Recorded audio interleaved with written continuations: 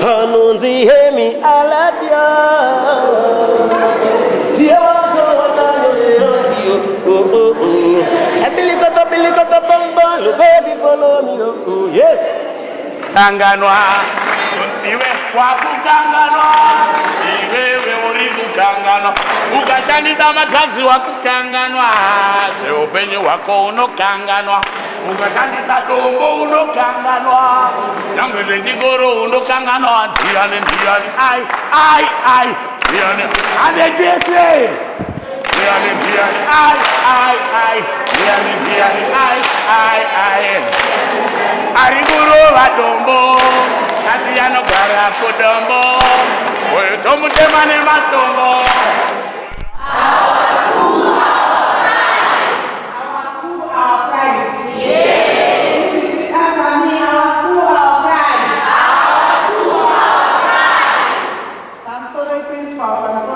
Staff members. My task is very simple. I'm just going to introduce the members of the staff of the Zimbabwe Business and Correctional Service whom we came here with accompanying our very special guest today. First of all, I would like to introduce our head of delegation, who is none other than Superintendent Mtamba. He is the Staff Officer Rehabilitation and Reintegration. Say, may you meet the Children's Scholars Pride Academy and the staff.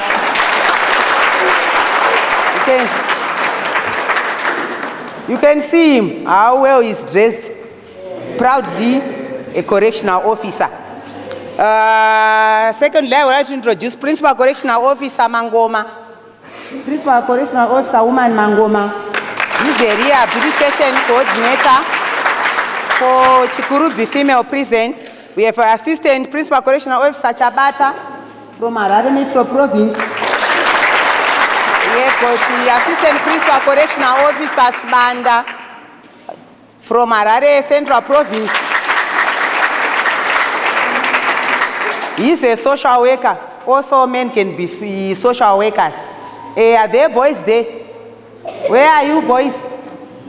Besera can chikunzwai. Where are you? Yes. He's also those are Chinodaka and it. We have got Correctional Officer Grade 3 woman Yanzunda.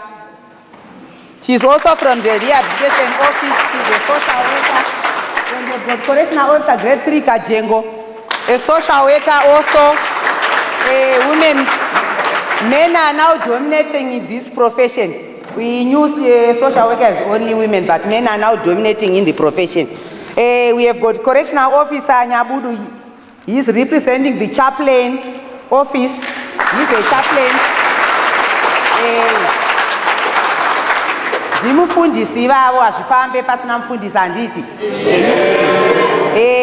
There's also Correctional Officer Grade 1 woman Moyo. She's our security officer. Yes, Correctional Officer woman Chikweru.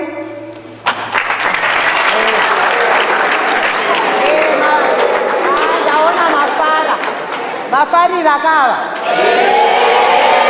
Aiwa ndiwo vachangoburwa vachiri kupinda handiti. Tinoexpecta kuti muchauya muchijoina handiti. We have got Correctional Officer Grade 1 Chihuri. Vachangoburwa futi vava. They have recently joined us at Harare Central Prison from the training depot. We have Correctional Officer Nyakauru from Chikurubi Female. We have got Correctional Officer Maka from Chikurubi Female again. We have got Correctional Officer Grade 1 Musachi. She is our PR officer. She's a public relations officer. We have got CO3 Maforo. Where are you, our driver? driver manyama varipi ndofunga vachambopaka bhazi muchavaona. And we have also our 4 interns. They are from different institutions who are studying social work, development studies. Can you stand up so that people can see? They are our interns. We have also our important guest for Asha TV. You can see this is Mr. Manyara and Miss Mawile. Where are you? Ndo vanoita zviite zvibude zvioneke handiti. Zvidzidziso vamwe vanenge vasipo pano handiti. It should benefit all. So at this time I'm going to leave the podium to our head of delegation, Supti Mtamba. Can you please come?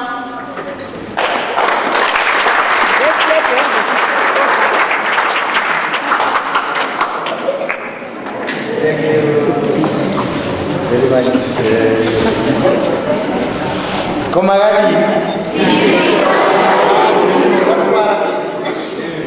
Magadi ko. Thank you very much. Tinakutenda pamusoro principal nevadzidzisi vese vari pano nevabereki vanonzi kuti vari pano pamusoro maita zvakanaka masvika pano. Isu tinobva kuZimbabwe Prisons and Correctional Service. Pana akambonzwa nezvayo? Pana akambonzwa nezveprisons? Hamuna? Saka muone news kani? Munoona TV ipi? Munofanira kupota kana 8 dzikachaya muri kumba nditi munofanira kukumbira vabereki kuti mumboona ZTV. Handika? Ndo zvinoita kuti muone zvakawanda zvemunyika. Ezvinomani matelevision akawanda. Vana 3K, vana matv awanda. Munofanira kumboonawo news dzenyu. Handiti? Thank you. Anyway, sezvamanzwa indineti waSuperintendent Solomon Mutamba. Ndinoshanda staff officer rehabilitation and reintegration Marare Metropolitan Province in the Zimbabwe Prison Correctional Service. Anditika tinoshanda nevasungwa vanenge vakasungwa vanenge vakapara mhosva dzakasiyana siyana.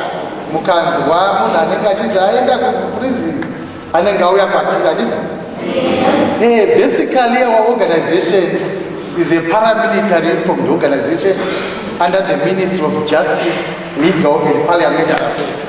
Pana anoziva here kuti Minister we Justice ndiani? Anoziva ngara dzinokusumudza ropa? Pana anoziva? Very good. Vanozi Honorable Ziyambi, handiti? Ndivo Minister veJustice and Commissioner General veZimbabwe Prisons and Correctional Service. Pana anoziva? Anoziva ngaambosumudza ruoko. Commissioner General. Ndo vanhu vamunofanira kunge muchiziva ka. Munofanira kunge muchiziva zviri kuitika. Current affairs. Amuverengi manewspaper here. Ndo zvinoita kuti muimprove current affairs enyu. Handiti? Vanonzi Commissioner General vedu vanonzi Dr. Moses Runga Waite Chihobvu. Handiti? Kana tinongoti Dr. MCN Chihobvu ndivo Commissioner General vedu. Handiti ka? Vanotedzerwa ne4 Deputy Commissioner Generals. Handiti?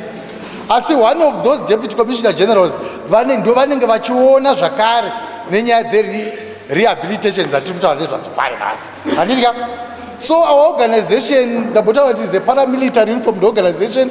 Our mandate is to protect you, the society, from criminal elements through the incarceration and rehabilitation of offenders for their successful reintegration back into society. And it saka basa redu isusu nderekuita incarcerate, rehabilitate and reintegrate inmates back into society.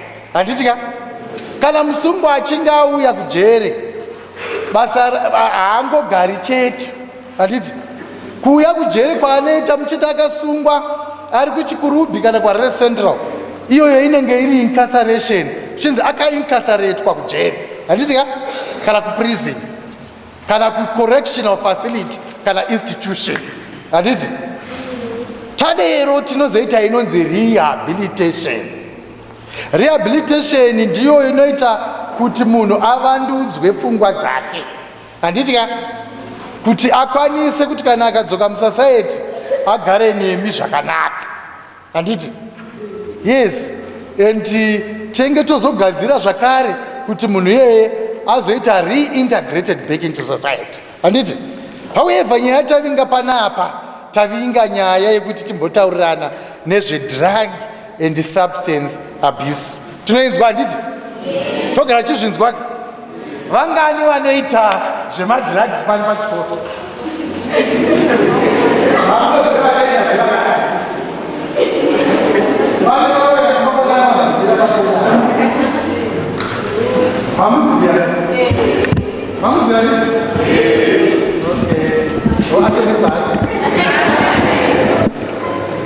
Thank you so much. Tolamboita kaslogana ati. Tese tunofanira kuti no to what? Handiti. Saka nyike munotiteedzera. Handiti. Ndikati say no to drugs, mese munoti no to what? Say no to drugs. No to drugs. Say no to drugs. No to drugs. Madrugs akaipirei. Handiti muri kukura kudai. Tiri kutarisira kuti ndimi vatungamiriri vamangwana. Handiti ka, ndimi muchazosumudza nyika ino. Iri kutaurwa napurezidendi kuti nyika inovakwa nevene vanhu. Handiti ka, inonamatirwa nani? Zvino inogozonamatirwa nevanhu vakadhakwa. Madrugs anokanganisa keriya. Chekutanga ndechekuti ukatanga kutora madrugs, pfungwa dzako hadzitotori zvakanaka. Dzinokutuma kuti upare mhosva, kunyange nekuchikoro unenge wakutanga kutoba zvimwe zvinhu zvevanhu. Handiti? Unenge wakutotanga kutoita behavior yekuti kana vabereki vanenge vakuchema neimba. Munhu ukatanga zvemadrugs, upenyu hwako hunotanga kutochinja for the worse, zvekuti unenge usati kutogeza. Handiti? Kana kutogerwa musoro unenge usadi. Tombotoda kuita dreadman, but kana une dread racho rinenge risingambori tight. Chinhu chaunenge wakungofunga mupenyu hwako nyaya yemadrugs. Handiti? But madrugs chinhu chaakanyanya kuipira ndechekuti anonyanya kukupinza muna taisireva, obva auraya keriya yako zvekuti upenyu hwako hunova shattered zvachose. Handiti? Wopedzisira wakuya kujeri. Isusu vatiinawo kujeri vakatotikwanira chadi vamo. Muri kundibata here? Nekuti jeri racho rakatozarisa. Vatiinawo toda kuti tivanyatsogara zvakanaka, vachidya zvakanaka. Asi vanogona kutadza kuyadzodya zvakanaka nekuti iminiwo vechidiki muri kutouyawo futi. Handiti? Saka hatidi kuti vanhu varambe vachida kumajeri. Handiti ka? Tinoda kuti nyika yedu ibudirire. Hakuna nyika inoita development kana ine vanhu vanenge vakadhakwa nemadrugs. Hakuna munhu anofa akapasa exams under the influence of drugs. Munondibata zvakanaka? Saka tinoda vanhu kuti vakure zvakanaka. I don't want to preempt zvamuchazonzwa pano. Handiti ka? Vakomana nevasikana vamuinawo vari apa vari kuma-correctional institutions. Ma-correctional institutions atiri kutaura ndevana Harare Central Prison, vana Chikurubhi Female Prison, vana Chikurubhi Maximum, vana Chikurubhi Farm, nemamwe majeri akatenderedza. Handiti? In Zimbabwe, basically, we have 47 prisons. Handiti ka? And 26 satellite prisons. Atoti ma-satellite prisons ndoti majeri tuduku tuya tunoenda tuchiadministratwa nemajeri mahombe akati 47. Handiti? Muri kuona kuti majeri ari kuwanda muZimbabwe. Tinofanira kuwanza makoleji akava neino iyi kwete college dzekuprison handiti ka but nekuda kuti muri kuramba muchifara mhosva kanyaya madrugs saka majere president vanongoramba vachimbowedzera mamwe handiti saka iye zvine izvi pamainmates edu tine over 20,000 inmates muzimbabwe ende tikada kunyazotarisa pana naharare central nana chikurubi tine mainmates akawanda vari kuuya nenyaya dzekunge vakapara mhosva under the influence of drugs vachiita nyaya dzerepi vaita nyaya dzekuba vaita nyaya dzearmed robbery zvese izvozvo vazhinji vanozoregreta vapa madrugs handiti but kujera hakunakidzi kungouya kwaunenge waita kujeri kuya imboimajina mumwe wauri kufunda naye ukasungwa nhasi ukaita 20 years prison unowana achakadaro here handinotowana atoo doctor atoo professor aane mari yake yakawanda iwewe unenge uchitangira pawakasiyira musi wawakapedzisira kuita repi musi wawakapedzisira kusungwa uchitengesa madrugs handiti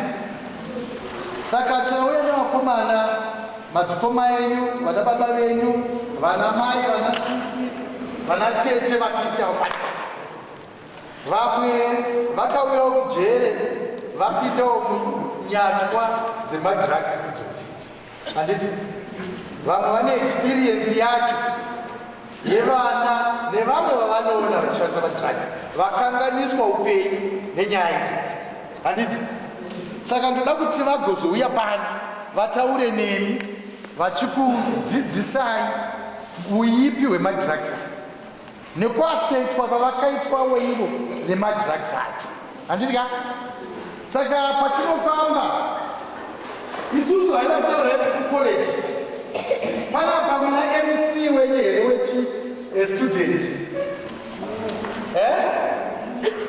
chiona manje isu kwadu kucollege kunodzidzwa zvakawanda handiti isusu tina director of ceremonies wedu ari kubva college koko kauti events director pamwe vanoti ed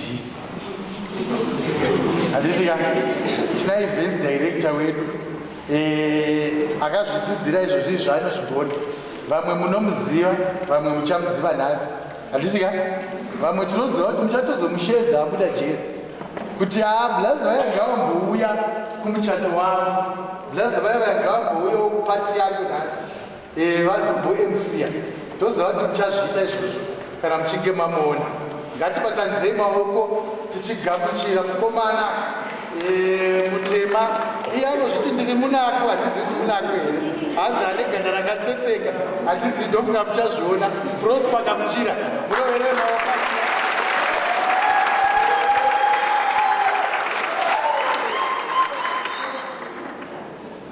tinotenda Mwari mangwanani akanaka kana muri pano chingoti maoko yakayaka mudenga chingosumudza ruoko rwako tionoti uripo here muzita raJesu amen ezvamanzwa zita rangu ndinoitwa Prosper wekwakamuchira mutema akanaka neganda rakatsetseka asingazora asingatsvika akwira kunge mangu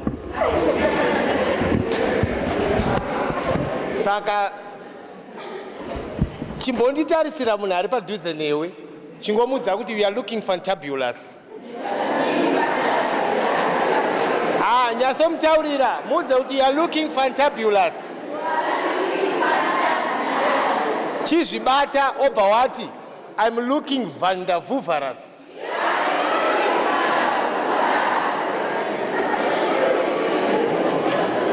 ndinofara kuva kwangu nemi pano zuva ranhasi kuya kwataita hatina kungouya ndega ndauya nehama dzangu dzatinogara nadzo kuchikoro kwatinogara kana tauya panapa tiri maambasadha udza ari padyo newe kuti maambasadha auya saka ndoda kuti mumwe munhu anyatsodzikama mumwe munhu anyatsopombonoka unyatsovhura nzeve dzemukati nekuda kwekuti panapa pachanakidza panapa pachadzidzwa panapa pachafarwa udza ari pedyo newe kuti pano pachanaka pano right Inini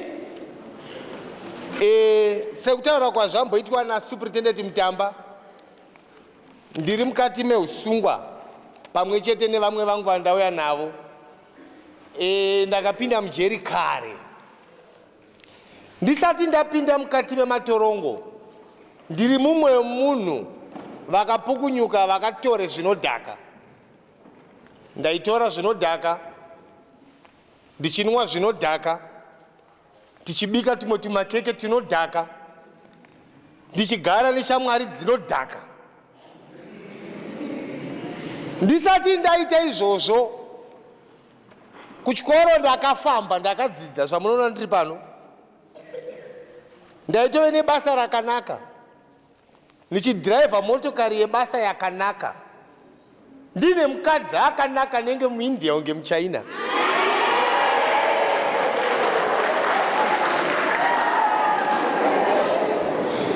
Nditori nemukadzi akanaka anotonzi amai Tino. Ndinotonzi baba Atino, udzeri pedyo nekuti baba Atinawo. Alright. Zvese zvaitika izvi ndangoti ndikunyeurire shoma shoma ndozokupire kune mamwe maambasadha ndauya nawo, vachakupaiwo zvimwe zvezvinhu zvavakasangana nazvo. Asi ni semumwe ane mizuva rese ranhasi ndichapota ndichikupai zvimwe zvezvinhu izvo kuti kutora zvinodhaka kunokupedzisira kwakuendesa kutorongo. Handitika kutora zvinodhaka kana kungoasosieta, kungotamba nevakomana nevasikana nanaamai nanababa vanokukurudzira kuti ngatinwei, ngatimbodhakwei, medzisiro yacho unopedzisira wasvika pandiri panapa. Inini ndaishandira kuStar FM Zimbabwe. Ndaitove mutepfenyuru weredhiyo zvemhando yepamusoro. But tariremone pazvakandisvitsa. But ndichazokudzai zvimwe zvezvinhu zvakanaka hazvo zvandakazosangana nazvo ndamukati mematorongo. But ndiri kuti kana uchiuya kujeri usatarisire kuti kune chakanaka chanichatinowana ikoko. Usauyeko kujeri hakuna kunaka. Are we together, children of God? Yes. Saka panapa ndida kufambidzana nenguva dzangu pano tinyatsokurukura zvizhinji. Muchadzidza kana makaziva nenguva yemubvunzo muchava nenguva yemubvunzo. Tinana mazvikokota vamwe vatauya navo vachakubatsirai, uye nemarehabilitation officers edu atauya navo panapa vachakubatsirai kuti mungakunde sei mumatambudziko iwaya. Handitiri tesere, right? Saka tisati taita zvimwe zvese tinotanga tangokukwazisai. Tauya nekwaya yedu inonzi Divine Touch Choir. Tauya nevasikana vedu vakanaka. Muri kuyaso neruti vanhu vakanakawo vachakuimbirai. Pane mukomana dzova zvandada papo. Right, vachakuimbirai. Saka this moment of time, ladies and gentlemen, nditenderei ndikusimudzirei Divine Touch Choir imbotange yakuroverai nziyo imwe chete, then tozopinda paprogramu yedu iri kuteera zuva ranhasi.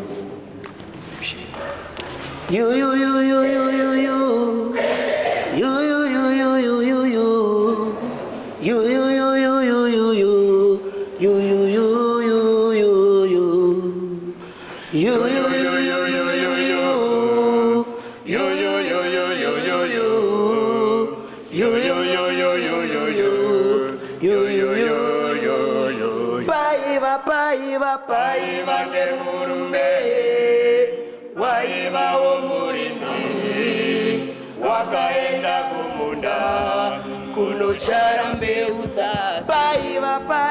Paiva nemurume waivawo murimi wakaenda kumunda kunochara mbeu dzake. Ndokumwaya mbeu dzake dzimwe ndokuwira munzira, shiri dzikauya dzikanonga dzose. Ndokumwaya mbeu dzake dzimwe ndokuwira munzira, shiri dzikauya dzikanonga. Iwewe hama, iwewe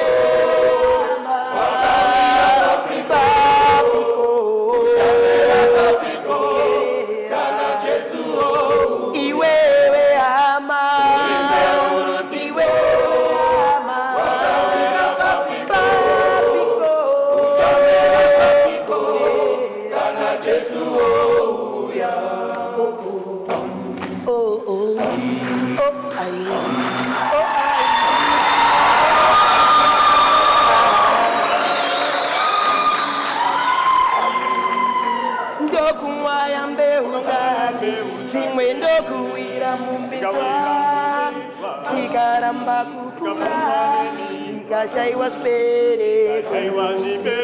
Ndokumwaya mbeu dzake dzimwe ndokuwira mumvitswa, dzikaramba kukura dzikashaiwa zvibereko. Iwewe hama, iwewe hama,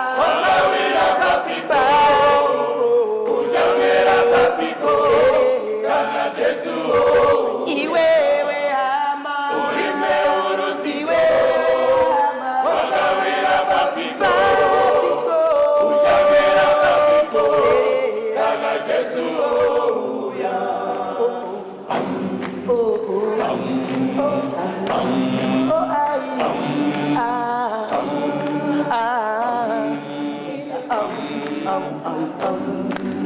ndokuwa makomborero kune dzakawira paivhu, hiro rakaropafadzwa dzikawana zvibereko. Ndokuwa makomborero kune dzakawira paivhu, hiro rakaropafadzwa dzikawana zvibereko. Iwewe hama, iwewe hama,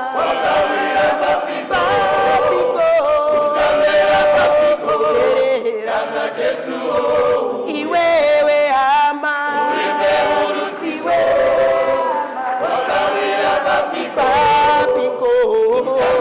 papiko kana Jesu ouya.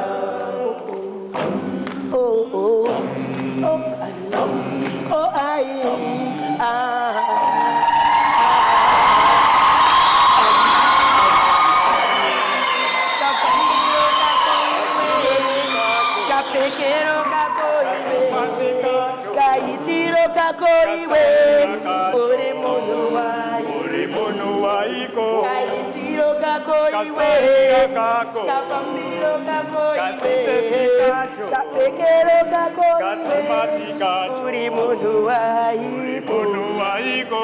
Uri mbeuru iwewe ama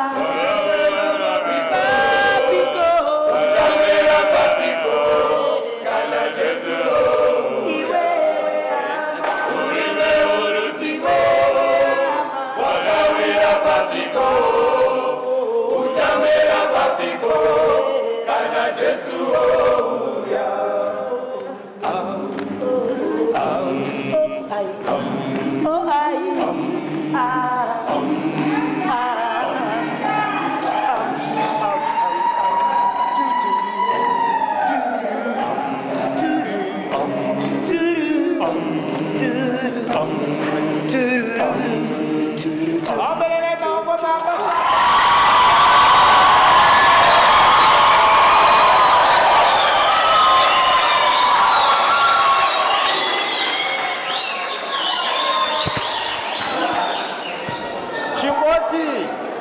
Chingodedzera uti we love you ambassadors.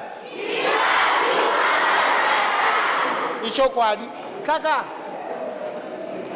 masikati ano mangwanani anenge masikati yasvika nguva yekuti vambokupai uchapupu wavakasangana nawo. Saka chinyatsogadzikana handitika onyatsoteya nzeve vachataura zvimwe zvichakubatsira handitika magadzirira here. Saka ambasadha wekutanga watichawana zuva ranhasi tiri kumuwana kuchikurubi female prison. Kana tiri kwedu ini ndiwanzoda kuti hatisi kuprison tiri kucollege. Mazvinzwa here? Yedu yakapenga manje. College kwedu kwatinobva isusu kwedu ndokulese manje.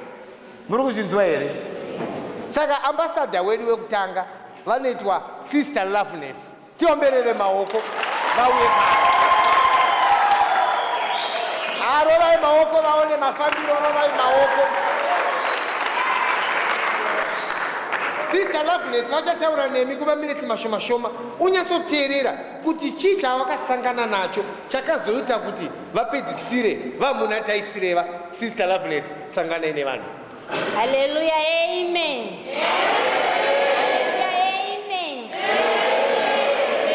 Kufara kusangana nemi zuva ranhasi.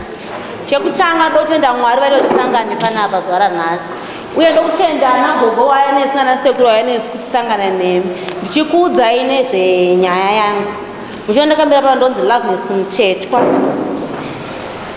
Musachive, chekutanga musachive hembe ndakapfeka ndotochivadza makapfeka, imi musachive ndakapfeka. Chechitu, muchiona ndakamira panapa ndaitengesa madrugs. Ndiri mukutengesa ndakazosvika pakudhakwa nemadrugs. Mukona? Ndadhakwa nemadrugs. Ndobva ndasimudza mota. Ndakadhakwa. Ndisvika pahalfway, mapurisa ndakamaona mumaziso mangu. Iku kusina mapurisa anga achindimhanyisa kumashure. Ndakatanga kutsika mota kusvika ndaita accident. Ndikauraya sisi vangu, munin'ina wangu nefriend yemunin'ina wangu. Ndiri ipapo ndakabva ndabatwa, ndakapepuka ndiri muchipatara. Ndine mwana pasaidi. Ndandine madrugs, mabhegi ari pasaidi pangu. Ndakadzima ndichiona mapurisa ari pasaidi pangu. Kana chiti kudzima ndikureva kuti ndichiona mapurisa ari pasaidi ndandakaiswa zvimadripi zvimachii. Saka ndichiona mapurisa ari pasaidi, mabhegi ari pasaidi, ndikangodzima. Mapurisa obva nditi mbomira munhu asati anyatsoziva zvaari kuita. Obva atonditi Bianca, vanga vane mafoni angu, zvikanzi Bianca. Ndobva ndaramba ndakanyarara. Ndanda kutya mabhegi ari pasaidi pangu. Ndosaka ndakadzima. Mapurisa obva abuda, zvikati regai tinomutsvagira zvinodziya. Obva abuda. Vachibuda pakasvika friend yangu. Abva atora mabhegi aya SR8. Mubhegi 1 makanga mine 10 buckets dzembanje. Saka ndiri ipapo mapurisa akazoti achidzoka zvikati mabhegi anga ari apa ari kupi. Ndikati mabhegi amuri kutaura handina mabhegi, bhegi rangu riri kunjireva handbag yangu. Ndikati ndine mafoni mangani, ndikati ndine 3. Foni yangu 1 yebasa yanga ichifonwa nemakastoma. Muri kunzwa? Makastoma ese ndikakudza kuti vakabatwa vazhinji vari mukati. Wozwa ifona mwachindoda zvakati, mwachindoda zvakati, mwachindoda zvakati. Ndobva ndaramba. Ndobva ndabudiswa muchipatara musi wa 10. Ndakaita accident musi wa 6 June, ndobva ndabudiswa musi wa 10. Chibva ndazosungwa musi wa 19 June. Ndakatokuvara, ndoda kuvatenda ndakugara apa. Vaka ndakadresswa ndikaitwa sendakapinda ndine mavanga ndakakuvara mujeri. Asi izvezvi handidi kuona chinonzi drugs pamberi pangu. Vamwe vari kutondiziva chiti munhu tinomuziva. Ndandakaroorwa paserapo ndopanongapo ndandichigare papo nemurume wangu muno muSunnyngton. Asi kana ndabuda panze zvemadrugs handichari. Please vana musatambe neshamwari dzoita zvemadrugs. Ukaona shamwari yako ine nhoko dzembudzi, mundinzwa, mubhegi, nhoko dzetsuro mubhegi, madrugs handiri kuudzai, usatambe naye. Gutsikana ine zviri kumba kwenyu redu we. Tadai ndiri mujeri ndakasiya mwana akafanana nemi. Zvandisiziva kuti mwana wangu ari pai. Mai ndiri mujeri. Baba wamwana ndo akaita ndiwe ndiri muno, ndo akazondisungisa nemapurisa kusvika ndisvika mukati menzvimbo yandiri. Asi vedu we please musitambai neshamwari dzotambika nadzo. Ukaona shamwari yako kutanga kurembedza mabhurugwa achingokudza zvimwe zvimaslang zvausinganzwisisi, munzwa kuti boy here anokudza kuti tatenda hangu.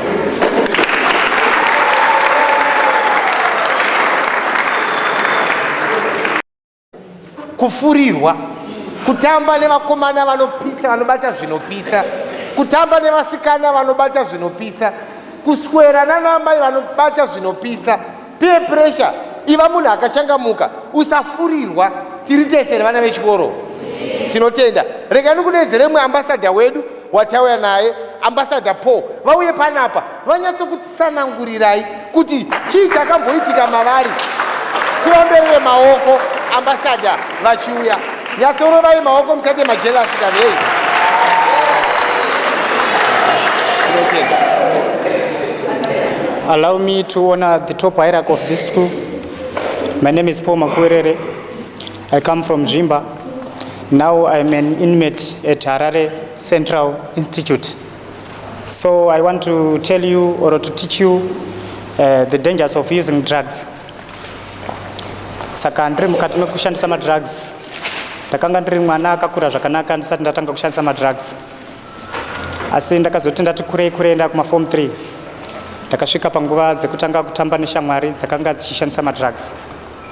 Shamwari idzi dzakatanga kunditora zvishoma nezvishoma vachindinwisa doro. Tichiputa mbanje. Tichiita zvinhu zvakasiyana siyana. Zvisingadiwe nevana vechikoro. Haleluya. Saka panguva dzino idzi ndoda kuti ndikuudzei kuti zvakazofamba sei kubva ndichitanga kupinda mumadrugs.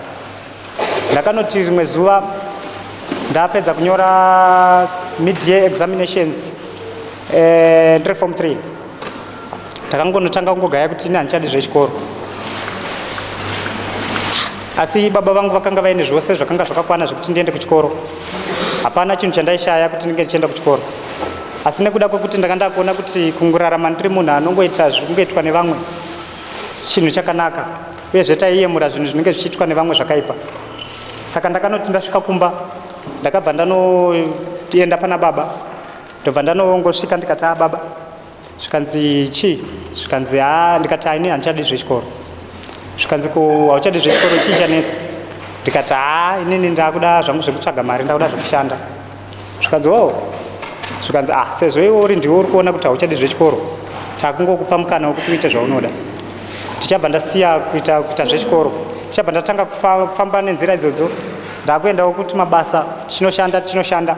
Asi nekuda kwekuti madrugs anoita kuti unge uchida mari yakawanda nekuti unova uri munhu anenge achingospenda every day. Saka ndichabva ndaona kuti mari yandiri kuwana haina kukwana. Ndichabva ndadzokera zvekare kumba kuyako. Ndichabva ndanoba $2,000. Ndobva ndatiza pamba. Ndobva ndaenda kuBulawayo kwasekuru. Ndobva ndanogarako ndofunga 3 days. Sezvo vabereki vaida kuti vange vachitsvaga kuti mwana ari kupi. Vachabva vanonzwa kuti mwana ari kuna sekuru. Vachabva vatsanangura nyaya yakaitika. Kuti mwana zvaakabva kunoko akasiya aba. Saka sekuru vachida kuti vanondibvunza kuti chii chakaitika. Ndichabva ndaziva kuti okay sekuru vaziva nyaya iyaya. Ndichabva ndatiza zvekare kuna sekuru. Ndichabva ndaenda kuBait Bridge. Ndakutotanga kutoita zvekuba kutojoinana nemamwe magengi anoita zvekuba. Saka ndichazosvika panguva yekuti ndichabatwa ndobva ndatanga kutongwa. Ndichitongwa ne16 counts theft. Ndakabva ndanotongwa inini 17 years in imprisonment. Ndobva ndabvisirwa 2 years. Ndabvisirwa 2 years ndichabva ndanosara ne15. Saka ndakazosvika kujeri ndikabvisirwawo 5 inova 3rd. Ndichibva ndatanga kupika 10 years. Saka pa 10 years so far ndapika 5 years ndakapinda mujeri 2019. Saka muchaona kuti zvinhu zvakanga zvakaipa zvandaita. Asi ndapinda mujeri sekudaro ndoda kuti nditende vana mbuya vedu nana sekuru vedu vanotichengeta. Tinosvika panguva yekuti tinotanga kudzidziswa chinonzi upenyu. Tichidzidziswa kurarama maererano nemagariro atinenge tichazoita nevanhu kana tinge tabuda mukati mejeri. Saka vachanotidzidzisa kunamata, vachanotidzidzisa kugara zvakanaka nevanhu. Uyezve mujeri mune chikoro. Makamboona chikoro chino grade 1 kusvika form 6 chiri chikoro chimwe chete. Handiti kunoku munoita zvokuti muenda kuprimary mozoenda kusekondari. Manje chedu isu chongoti grade 1 up to form 6. Saka ndichabva ndatanga kuenderera mberi sezvo ndakaperera form 3. Ndakabva ndatanga kuenderera mberi nechikoro. Last year ndakabva ndanyora 5 subjects dzangu. Ndikabuda ne 3 A's 2 B's.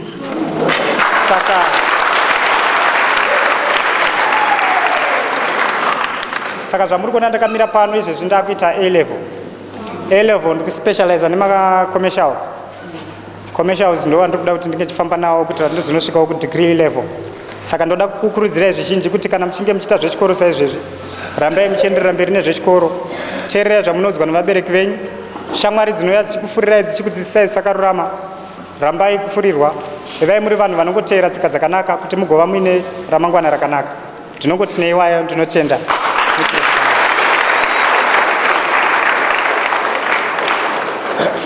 ndinofarira mashoko anotaurwa naDr. Maiti Samba pane pavanozoti chiri mumusakasaka pedzisai chiri mumusakasaka.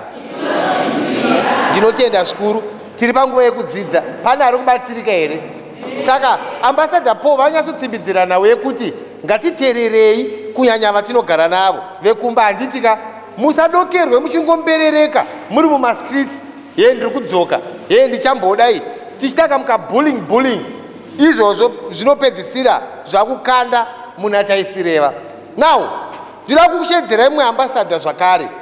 Panapa kuya kwataita ndine mamwe maartisti atinawo muchazoona mukana wekuti vachakupefomerai. Handitika ndatoda kudzai ndakati panapa pachanaka pano right.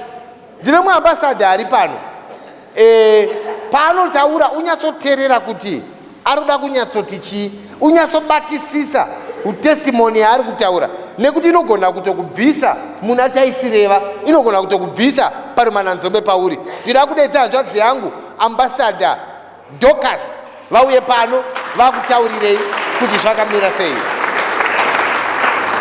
Kana vachinge vapedza ambassador Dorcas ndichadedza zvakare vasikana vedu vambokuimbirai muone kuti havangogare kana tiri kumatorongo. Handitika vapedza ndozokuratidzai zvimwe zvezvinhu zvavari kubata namaoko avo vari mukati meusungwa. Ambassador Dorcas, over to you. Pamusoro yevabereki nevese vanoremekedzwa, guys, muri sei? Ndiripo. Zita rangu ndinonzi Dorcas. I think vanhu mukangonzwa zita rekuti Dorcas, maybe vamwe munotanga kufunga zvaDorcas moyo anoimba gospel, Dorcas uyaya wekujopa chichichi, munongofunga mabasa akanaka handiti. But ini ndiri Dorcas ari mujeri, hama dzangu. Makanditarisa ndine 20 years. 20 dzacho ndakazodzitena ndatopinda mujeri, ndakapinda ndine 19. Mhosva yangu inonzi unlawful possession of dangerous drugs. Ndakasungwa ndiri pakati pekutengesa zvinodhaka. At some point, guys, ndinokuchiva isingaite nemukana wamunowaniswa wekuti munokwanisa kunzwa matestimonies evanhu vane zvavakasangana nazvo kuti vakudzoreredzei, nekuti inini 2023 ndanditoriwo apa 6 ndaidzidza paDenmark mutown chigara uchitungwiza. Amai vangu vaishingirira, ndakarezwa nasingle mother, vaishingirira kuti ndiende kuchikoro. It's not easy kuti mubereki akuendesa kuchikoro every day, transport $50 kuchingisa kunodhura, kuchikoro kwacho kuchidhura. But ndakafuririka ndikatamba neshamwari dzisiridzo. Ndakasita for my A-level exams muna November. Ndobva ndapedza kunyora ndobva ndatanga kuka up neshamwari dzinofurira, nemuchida kupisa asikana, muchida kuslaya, muchidoita sei, wobva watanga kutamba neshamwari dzekuti hauziva kuti mari ari kuiwana kupi. At the end of the day, wobva watanga kudzidziswa kuti hazvisirizvo. Indakasangana neshamwari dzakandidzidzisa kuti aiwa, kana uchida kuti unyatsoita bhegi ngatitengesei madrugs because mari yacho inokurumbidza kubatika. But ndaifungidzira kuti ndiwo upenyu. Later on I realized kuti hausiro upenyu. Ndakabatwa musi wa11 January. Ndobva ndaendeswa kucourt. Pekutanga ndofungidzira kuti zviri easy, hati kuenda kujeri, hama small. But handidi kunyebere kujeri hakunakidze. Hazvisi easy, maudzwa kuti kucollege. Asi kucollege kwekuti mafonesa makabata, kubata foni imhosva. Kubata dollar, even mameno mazigi anditomazive because akazointroducwa ndatosungwa kudhara, but imhosva kutobata even a coin. So hausi upenyu. Ndakati ndasungwa kudaro, my results obva buda musi wa13 January. I had 14 points, ndaita commercials. Accounts nandine B, BS nandine A, equals nandine A. But iko zvino zvindiri kupi, ndiri mujeri, and it's pointless. Ndakaita opportunity yekuti my results abuda, pakauya dona pachikoro pedu angari willing kuteka up to 10 students vanoendeswa mumascholarships kuma local universities akasiyana siyana. But inini mukana iwoyo wakatondidarika because already ndiri mujeri. I've missed out zvinhu zvakawanda nekuda kushandisa iPhone, nekuda kupfeka dhanki, nekuda kunzi unopisa mumastreets manzwa. So my advice is, kana mwana mukana wekuti vabereki vari kutishingirirai enda kuchikoro hazvisi easy, shandisai mukana iwoyo mudzidze muteerere, nekuti kune zvinhu zvakawanda zvatiri kuluza simply because of peer pressure.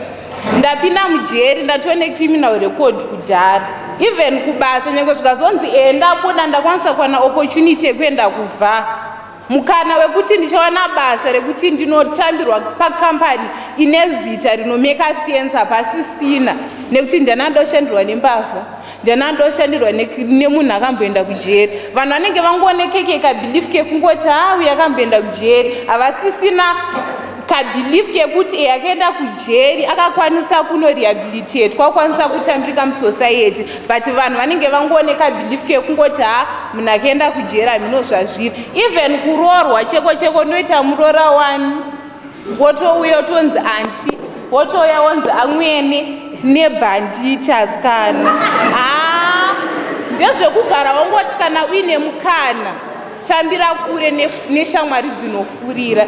Naizvozvo ndokutendai.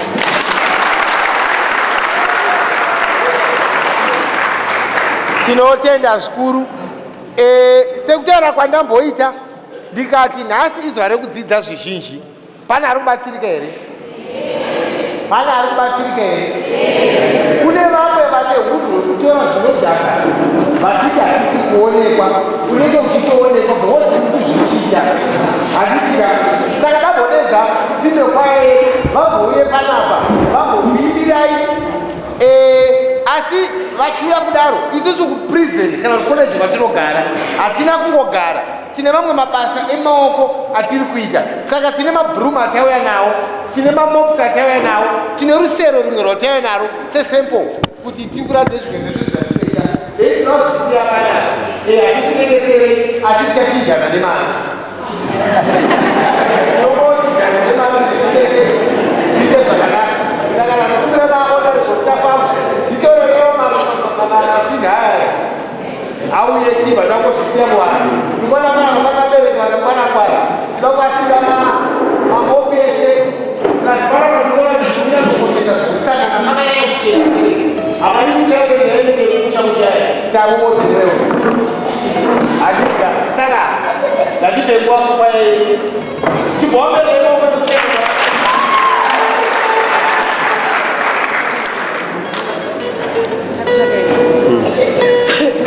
Mwana anotamba nembanje, mwana anotamba nebrongo, mwana anotamba nemutoriro, mwana anotamba neupenyu, sotamotangatiridze kuti ailala wangu abudirira, sotamotangatiridze kuti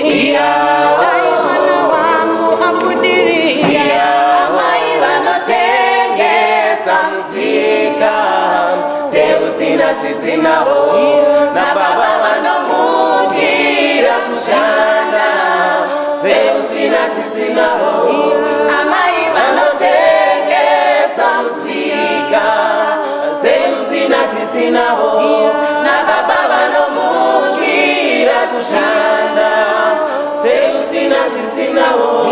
Ndawona baba nepasko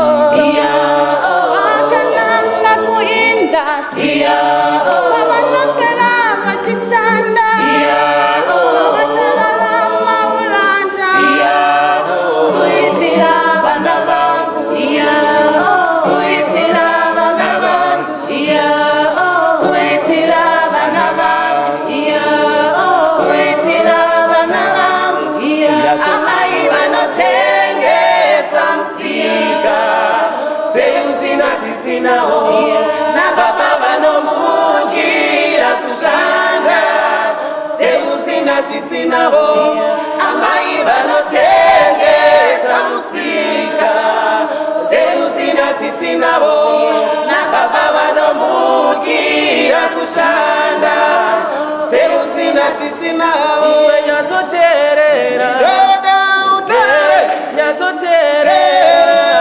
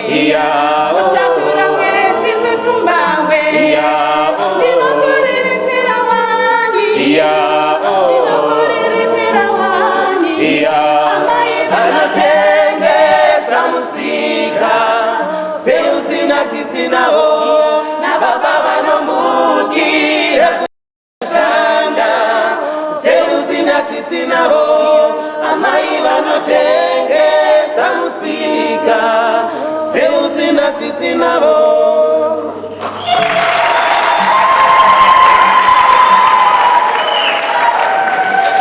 Now, pane mukomana wandada ndikudedzerei panapa. Mukomana uyu achiuya mukati mejeri, akauya achitsomwa, akauya achiita semunhu ari kumhanyiswa, akauya akasviba. Indatotsvuka muchindiona ndizvo andakaita kudai. Akauya ari mbavha, handitika aive neunhu hwekuti ukamumhoresa so morosijaya, ukamumhoresa so unofanira kutoverenga zvigumo kuti zvakakwana here. Aigona kukutorera wani.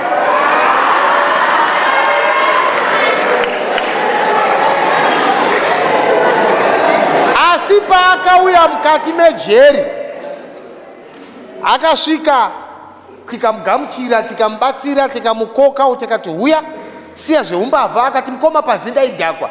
Ndikati kana nino ndaidhakwa, asi hatichada zvinodhaka nekuti hatidi kuti tsika inenge yembwa yekuti inorutsa idzokera futi pai pamarutsi ayo.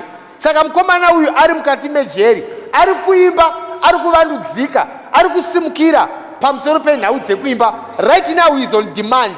Ane makambani ari kutoitira maadverts ari mukati meusungwa kudai. Anotori nezita raakapiwa nemafanzi ake rekunzi Too Nice. Saka anonzi Mr. Too Nice. Saka anati angoyazokutaurirai, but gare gare achazokuroverai dzimbo dzedzimwe dzaari kunyora. Saka Mr. Too Nice, Ambassador Faniwe Mbombo.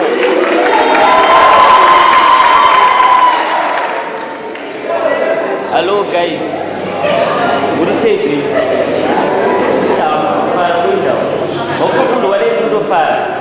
What is it guys? Sitara manzi kwa Too Nice. Ndakatozodiscover tatomujeri kuti ndinotoimba zvekutoda. First name yangu ndinonzi Faniwe Mbombo. Ndozita rangu riri pabirthday nepachitupa. Ndauya nechinhu chandinoda kukudzidzisai hama dzangu. Kutora madrugs chinhu chakaipa. Pana ane 18 years era. Ane 18 years. Murikuona ndiri panapa ndakasungwa nde 18 years. Ndachitori mwana mudiki. Izvo ndane 4 years ndiri mujeri. Nekuda kutora zvinhu zvinodhaka.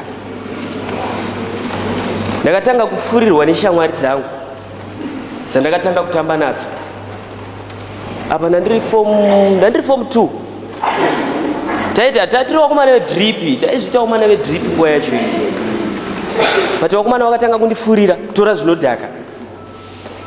Zvikanzi wangu titoti zvinhu zvedu zvitonangana, ngatitopinde mumadhiragi, titodai nekudai. Taida kuita zvivindi. Takatanga kutora zvinodhaka. But zvinodhaka izvi mari yataitenga nayo yaive mari yandaipiwa nevabereki yetransport. Ndandasasvike kuchikoro handotokwanisa kunyora form 4 ndiri panze. But imi mune lucky. Inandira kuwana mukana wakaita sewamawana wokuti munotaurirwa nemunhu awira mumatambudziko iyaya seni so. Dai ndakawana munhu ainditaurira ndichiri mwana mudikika ndiri kuchikoro handaifunga ndaizombotora madrugs. But imi mune mukana. Chiteerera izvi guys, musatore madrugs, anokudhiraivha kuti mupinde mujeri. Uye upenyu hwako hunenge hwatofa. Hauchatokwanisa zvazvitaurwa nasister yangu, hauchatokwanisa kana kushanda basa svinu chairo. Because mune madrugs wane criminal records. Tatanga kutora madrugs, ndakatanga kutiza pamba. Mai vangu vaiti vakaenda kubasa, ini ndiri busy kutotora madrugs. Vakadzoka ndaisikotora TV yemurumu mangu, ndobva ndanotengesa. Udzoka kuti TV ndo ndaenda kunoigadzirisa. Pakuti wakuzobvunza ko TV yandoti ari kuti yakatsva chiya ndombotsvaga mapatsi acho. Zvinhu zvinodhaka zvandane zvivindi zvisiri izvo. Mangwana acho wasipo wakaona futi bed usipo pasana mattress. Yairipo ndekuti ndakuda kuti ndikwanise kuti ndiwane zvinodhaka zvacho zvinodhura. Mutoro wacho ndodhura. Saka unongotry kuti uzviregedze zvinhu zvapinda mazviri zvakutonetsa. Because zvinhu zvezvakutokuitira panguva iyoyo. Zvinhu zvezvakutokuitira panguva iyoyo. Ndakatanga kutengesa midziyo yese yemumba. ndikazotora netv yanga itori mumba chete pesira mai watozoona kuti chii chiri kuitika. Ndakazopedzisira midziyo yemumba yatopera, but timu rangu riye rakatanga kundipa futi zvimwe zvivindi zvikanzi aiwa, but uri kuona pakudhakwa manje brain dziri kuita dzichidhakwa bit by bit. Handichatofunge ndane zvivindi manje, handichafunge kuti zvandiri kuita izvi zviri dangerous. Ndakapinda imba yepa next door, munhu akabata remote achichinja channel kudai, but ndakatofungidzira kuti handisi kutoonekwa, kokutovhura door kutanga kutodai munhu akabata channel, akatobata remote ari kutochinja channel, ndatotanga kutobvisa paplug okutanga kutotora tv ndokutobuda ndichitofungidzira handisi kutoonekwa. But munhu uyu haana kuwana simba rekunditeera, akavhunduka akafungidzira kuti pamwe tiri kuwirirana mafanisi, but ndakatodhakwa ndane zvivindi zvisiririzvo. But tv usafunga ndakaenda nayo kureka, ndakaitengesa pa next door nenyaya zvinodhaka. Kubatwa kwako kuri easy, uri kuona kuti hauchafunge nenyaya zvinodhaka zve, hauchafunga kuti vanhu vandiri kutengesa ndokasika ndabatwa. Kusungwa kwangu kwakaita easy, ndakabva ndasungwa ndobva ndapinda mujeri. Pandichipinda mujeri ndina awamiri wangu Madam Chipfunde, ndoda kuvatenda zvisingaite, chimbavha chacho chirimo, ndakatombovabira ballpoint but havana kuora mwoyo. Vatozoona kuti ndiye atondibira, havana kuora mwoyo, vakatoona kuti uyu munhu ada kugarirwa naye pasi. Vakatanga kundidzora kuzondisanganisa nehama dzangu, ndikatanga kuzokumbira regero kuna amai vangu through Mem Chifunde. Ndoda kuvatenda nezvavakandiitira, ndo vakakwanisa kuzoona kuzoshuwa kuti munhu anotoimba uyu. Zvese izvi zvakauya through ivo, vakandidzora. Izvo zvinda kutoenda kuchikoro kwandakatadza kuenda ndiri panze, ndada kutonyora form 4 yangu ndiri mukati, ndakagona kugadzira motikari ndiri mujeri. Pane mope anonzi bhurumu rangu, zvese ndiri kutogadzira ndiri mukati, but chinhu chandoda kutenda zvangu prison. Hazisi kuti zvinhu zvakanaka, but ndoda kutenda inini kuti yakandidzora, eno ndatomupo ndakutoluka nice chitondora. But panguva iyo ndaitopenga. Siyai zvinodhaka, musatore zvinodhaka, musafurirwe nevanhu vachikuita titore zvinodhaka zvakaipa. Ndokumbirisa muchiteerera vabereki. Dai ndaiteerera mai vangu ina ndaifungidzira kuti pamwe ndaipinda mujeri, but teererai vabereki guys. Muri kutounzwa kuchikoro, itai zvekuchikoro, siyanai nezviri kuti anzi toda kuti tiite zveskiri, tiite nezvirikupinde nezvirikupisa zvacho, siyanai nazvo, imboita nezveupenyu hwako. Wozi papa ndakauraya life, the next generation ichauya, vana vangu izvezvi zvichaita sei? Ndakatokanganisa upenyu hwevana vangu, vandichazoita ndakatokanganisa nekuda kwezvinodhaka. Saka guys, siyai zvinodhaka, musabate zvinodhaka please. Ndotenda naiwaya, batisisai, mudzidzise vamwe. Kana uripo chingoti maoko yakayaka mudenga. Udza ari padyo newe kuti zviri kunzwika here. Ukatora zvinodhaka medzisiro yacho unopedzisira wauya kwatiri. Handitika right. Sekutaura kwandakuudzai ndikati hatina kungogara tiri mukati memasuo etorongo, tine mamwe mabasa emaoko atiri kugadzira. Tiri kutogadzira mapeni aya, mapeni andakabata aya ari kubva nekwedu. Ukaona munhu anayo ngozati akaiwana kwedu iyi. Vasikana vedu zvakare vari kugadzira makey holders emhando yepamusoro aya, zvemhando yepamusoro. Vari kugadzira maearrings aya akanzi African Queen, ndemhando yepamusoro. Vari kugadzira zvakare mashampala aya, tiri kuzvigadzira izvi. Iwe chikoro chenyu chinonzi chii? Taurisa uya kuno. Right, tiri live paHasha TV. Unotobuda paTV izvezvi, uri kutoonekwa nevanhu vari kumba kwenyu. Unodzidza pachii? Primary school. Zita rako unonzani? Tinoda Shedani. Tarisa kuTV, zita rako unonzani? Tinoda Shedani. Handitika, kana ukura uda kuita basa rei? Ndaita doctor. Uda kuita chiremba. All right. Unofanira kudya kana uri kumba? Rice nechicken. Rice nechicken. Alright. Sekutaura kwataita panapa. Une here zvimwe zvezvinhu zvawadzidza pamusoro pezvinodhaka. Kuti usatore madrugs. Madrugs aunoziva ndapi napi? Guka.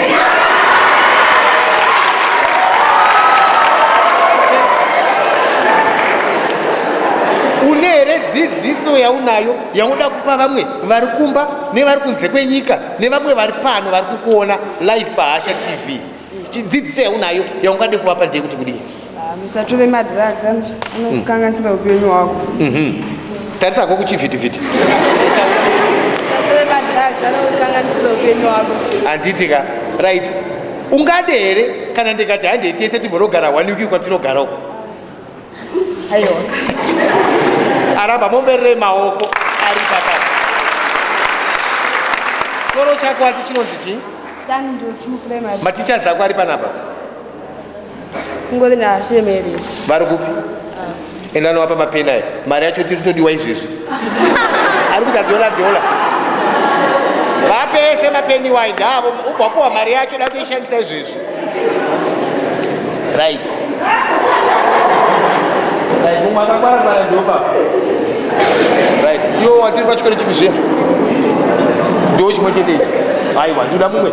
Mumwe ane chimwe chikoro chiri pano nechipi zviya? Makuramba zvikoro zvenyu. Uya kunewe. Nyasikana. Momberere maoko.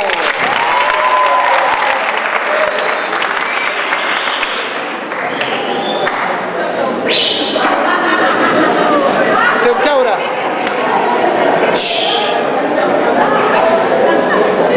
Ngatichiteererai. Sekutaura kwatamboita kuti tiri live paHasha TV. Mashoko makuru awadzidza pano ndekuti kudii? Usabate madrugs kana taurisa vanyatsokunzwa. Usatengese madrugs kana kumamwa nekuti anozokukanganisa upenyu hwako. Alright. Waizviziva here kuti kuzora futi malotion akawandisa aye anopedzisira aya drug musystem yako? Waimbozviziva? Chizviziva kubva nhasi kuti kutora mafuta kuzora kuda kupoda ndakaona vamwe vachizora zvimushonga madrugs ari kurambwa zvakare nemutungamiri wenyika kuti tisashandise zvinodhaka. Hezvo apa tauyawo tine ma-earrings atina waya. Uri kumaonaka? Matichers ako ari panapa? Sevapi? Ndo vatiza vavamirira vanouya. Vane mota handidya? Kuchikoro kune mota handidya? Usati wambeiona? Aya, vachaitenga nezita raJesu. Right. Uvape nhingirini, makey holder neizvi. Aya, kana kuti enda nazvo zvese. Uvape kana vachinge vauya. Right. Rega ndiku momberere maoko nokuti akangwara. Right. Varipo here vari kukomborerwa nemusangano watinawo nhasi? Varipo here vari kubatsirika kuti hatichada zvinodhaka? Rega ndikudedzere Divine Touch Choir imbokuroverei kamwe kambo. Handitya kana vachinge vakuroverei kamwe kambo todzoka zvakare kumatestimony atinawo zuva ranhasi. Over to you, Divine Touch Choir.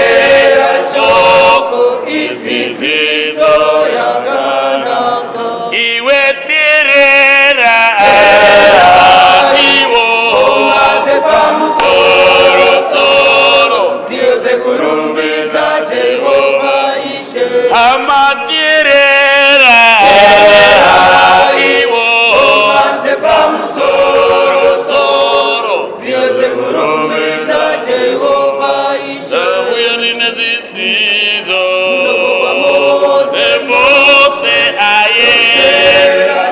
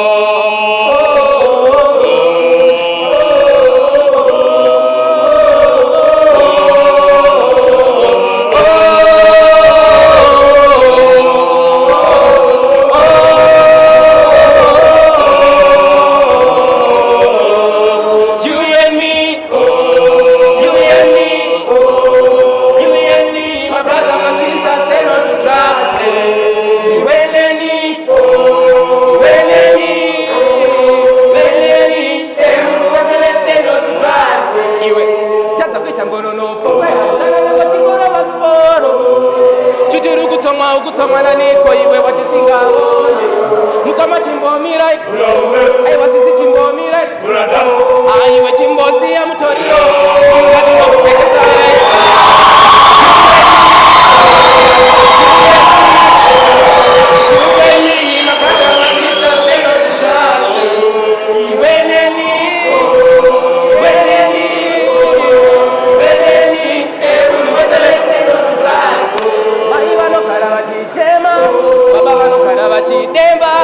iwe unenge wakastika kuti vakuture hauna chauchateerera mai vanogara vachichema baba vanogara vachidemba panga unobuda vakatakwa kuti vakuture uri kutovateerera.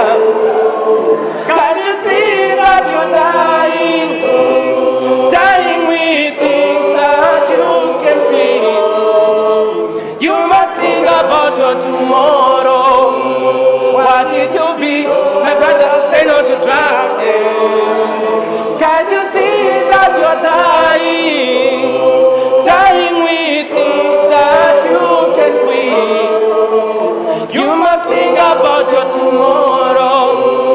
What it will be? My brother, say no to drugs. You and me, you and me, you and me, my brother, my sister, say no to drugs.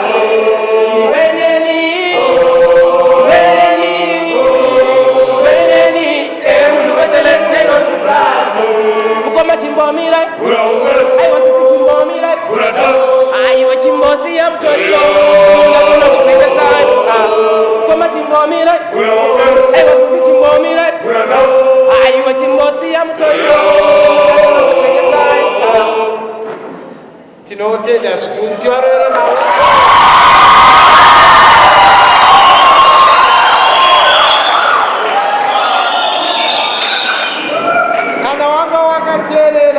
Vari kuedza kusimbidzira kuti no to drugs.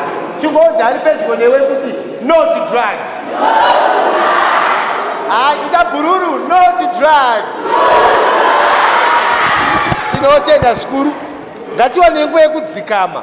Tinyatsoteerera zvakare humwe uchapupu huri kuuya pano unogona kutibatsira kuti tive neZimbabwe yamangwana yakanaka. Sekutaura kunoita mutungamiri wedu wenyika vanoti nyika inovakwa nevene vayo, haingavakwe vene vayo kana vachinge vakadhakwa. Handitika rega ndikunedzerei ambassador wedu ari kubva paChikurubi Female Prison vanoitwa ambassador anesu vauye vataure nesu tinzwe kuti chiri kumbofamba sei. Muri sei vana? Chiri seiko chikoro? Sezvamanzwa mukoma Prosper vachitaura kuti ndinonzi Anesu Mafokosho. I'm not a drug user, but ndine experience nevasikana nana mama vanouya vakadhakwa nemadrugs kucollege kwedu. Mumwe ndakatombomubvunza kuti unonzani, akatadza kuziva zita rake nesenemu yake, akandiudza kuti ndiri Svikiro. Nenyaya yekutora zvinodhaka, ukatanga kushandisa zvinodhaka unokanganisa future yako, unozoita ma-early marriages, unoita street kids, chikoro unonga usingachafocuse, unoshaya respect nedignity. So it's bad to take drugs. Ukaona shamwari yako ichita zvemadrugs, left here or him, ufocuse nefuture yako, because nyika yedu haizobudirire kana vana muchita zvemadrugs. Tinozochengetwa nani kujeri kwedu uku kana imi matadza kubudirira ramangwana. So kune vaya vanouya kujeri vana mama vasikana, tinovasiya tovabatsira through chaplains, rehab nesu ma-PH cater. Kana taona kuti wa-withdraw madrugs, tinovadzisa mabasa emaoko, kugadzira ma-earrings, ma-key holders, mabhegi nekusona, kuitira kuti kana vazobuda panze apo vasanodzoke kunoputa madrugs kana kunotengesa madrugs. So stay away kune zvinodhaka, stay away kumadrugs, focusai nefuture yenyu kuti nyika yedu izobudirira mangwana mazvita.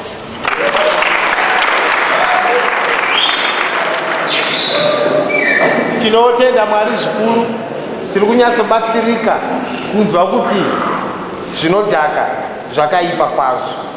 Maitsamba sekutaura kwavanoita, vanoti tiri mumusakasaka chinozvinzwira.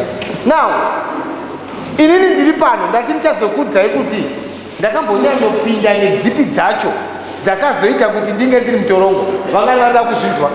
Varida kuziva kuti ndakazopara here? Rambai muri pano, ndichakutaurirai. Rambai muri pano, keep on connecting. Handitika muchaizwa dhafu yandakavhura kuti ndizopinda mukati memasuo. Now, rega ndikudedzerei brother Kelvin. Vauye pano, ambassador Kelvin. Vakutaurirei zvimwe zvezvinhu zvavakapindana nazvo zvinoita kuti tizovati nhasi vari mukati memasuo. Ambassador Kelvin, over to you. Tivarevere maoko.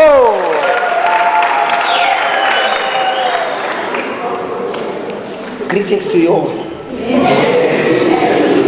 My name is Kelvin Mufani. I'm aged 32 years of age. Ndaishandisa madrugs asi chakalida kuti ndishandise madrugs inyaya yeinfluence yeshamwari dzandakatanga kutamba nadzo. Ndichinge ndichiendawo kubasa, having a family to look after, ndakasvika panguva yekuti ndinosangana nezvinhu zvakawanda mukurarama. Mari inogona yakushota kumba and stuff. Une kamwana kadiki kawinako kachangouyo kamwana kamnyowani kumba uku, but mari haisi kuita se haisi kukwana. Unogona kutadza kufesa reality.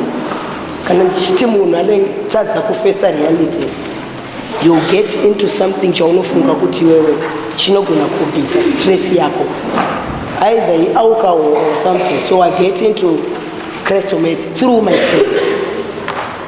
So ndakatanga kushandisa crystal meth, but then later on ndichitozoona kuti no, problem yaya ndanga ndichida kubvisa stress iyoyo yatozowedzera kuti mari yamanje haichatonyatsokwane manje, because ndikuda kudhakwa. You get what I'm saying? But ndikuda kudhakwa, nini mari yekubasa haikwane. Ndobva ndatanga kuona kuti ano inini panapa pabasa panapa zvandinotokwanisa kutomboita ndikatombotora foni ndomboenda nayo, hapana ndiona ndinogona kutombonoita zvinhu zvangu zvichitese zviite.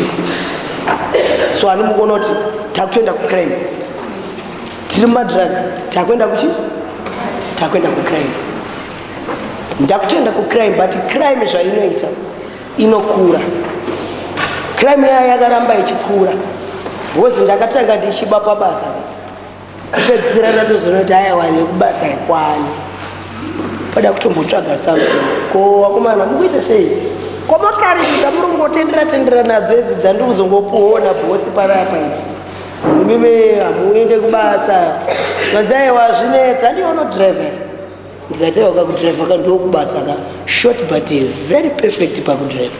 Aiwa ndinorova zvinonzika ndiwo munhu watiri kutsvaga kaiwe, uya kunoko. Bva ndatanga zvangu kuenda different cities, uya kuno kutsva mari. Ndakatanga ndichingoonzi aiwa anoti nemotikari yatinoti unotitorero, hai D4D unongonotora, hai kungonotora chete, but kungonotora hakusi kungonotora mahara ka. Kutotorera munhu but mahara, but chinhu chaakatenga kana 45,000. You get my sense? Saka I get into KJP and armed robberies. Muchindoona ndiri panapa, I was sentenced to 20 years imprisonment nenyaya yekubata zvinopisa motikari dzevanhu, ndakupara mhosva nenyaya yemadrugs. But the family yacho futi yoyo yandaida kumboti ndimbobatsira yeye nekuchodhakwa kwakwe futi manje ngango ndakubata futi mari yeye, hapana chandakakwanisa kunge ndichitovaita se ndichitovabatsira, because craving yangu yange ikawandisa. Ndaishandisa crystal meth. Can you imagine uchiona munhu achiita 21 days asati amborara? Kufunga kwako unofunga kuti munhu anenge achiri kufunga here zviri very normal. Unenge wapa fast forward. I couldn't even know kuti nini apa panguva ineyi chii chakaitika. Wakambozvinyepera kuti handinenge ndakazombopedzisira kurara ndofunga but last month ndakarara kwaikwai. Aiwa ndakarara ka 2. Get my sense. But hauna zvaunokuchita sei? Hauna zvaunokuchita. I ended up in prison. I'm serving 10 years in prison. Yes, pane zvakazoitika. I was sentenced to 20 years. Pane zvakazoitika kusvika ndakuseva 10 years in prison. So can you imagine kuti munhu anenge achiseva 10 years in prison chikonzereswa nekuda kwemadrugs?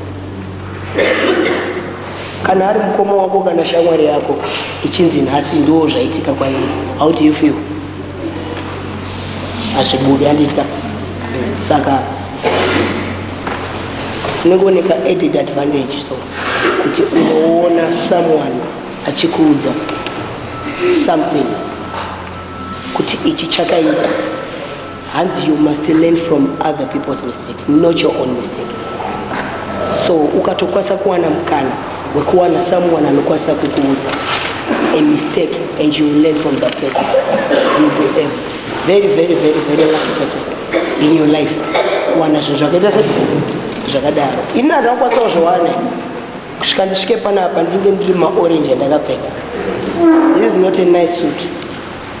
Hakuna zvinhu zvakaita zvakadai. Ndinogona kuwacha and stuff kuti ndinge ndiri smart, but hakuna suit yakaita yakadai. So zvitori nani nditopfeka hangu blazer ndidzokere kuchikoro, even if I'm 32 years old. Maybe it's not a suit or something. Mulife man, not the simple. So kana ukakwanisa kuwana munhu anokwanisa kukutsura kana kukuudza, you are very lucky. Saka shandisa advantage yoyo yaunenge waita wawana. I think ndikuona vana vandikuona panapa, you are very very very very young and you still have a brighter future in life mako. Ndikuti zvauri kufunga kuda kuita, focus on that and you never go wrong. Siyana nezvakaipa, siyana nemadrugs. Madrugs anokuvhiringidza. Yes, tiri kujeri makore atiri kupika akawandisa. Manzwa vamwe vachitaura anoti kugadzira chakati, tiri kuita chakati. Yes, zvinhu zvaunozokwanisawo kuzotiwo maofficers edu aya anozotidzidzisawo kuti no, this is not the end of life. Zvakaitika asi taakutiwo kuti uve someone mulife kumberi. Asi hazviko totally, automatically hazviko. As you look at me izvezvi, I'm now at class 2 panopita, ndatombofara ndichiona motikari dzikutopenduka futi panzira, ndozvandinoita nezvo. Handafara ndikati vari kuita mapenzi, ini ndinoda kunoita mavhovhu panze, ndanoitawo specialization yangu yemavhovhu. Asi ndakazvidzidzira mujeni, asi zvisina kunaka, because zvinhu zvekuti ndagara ndaingoda kuzviita ndiri panze, asi ndakatadziswa nekuda kwemadrugs. So keep on focusing on everything that you do. Keep on doing schoolwork. Don't go for drugs. Say no to it. Thank you. Tinotenda maite enyu ambassador Kelvin nekuti dzidzisa kwakanaka. Maambassador achataura mamwe panapa achiripo ende tichadzidza zvakawanda. Mukana wekuti unyatsoziva kuti ichi chakanaka uye kuti ichi chakaipa. Regai ngokudedzerai chikurubi female vamboya vakurovere kambo zvititire zvakanaka. Uye nyana Mwari tiroyo. Varovere maoko zvinyatsete zvakanaka.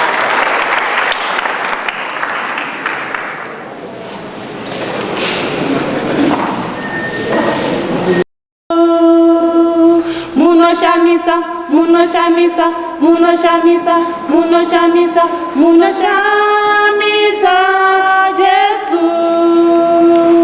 Munoshamisa, munoshamisa, munoshamisa, munoshamisa, yakashaura namambo Jesu. Munoshamisa, munoshamisa, munoshamisa, munoshamisa Jesu mbasha munoshamisa yakashamisa na mambo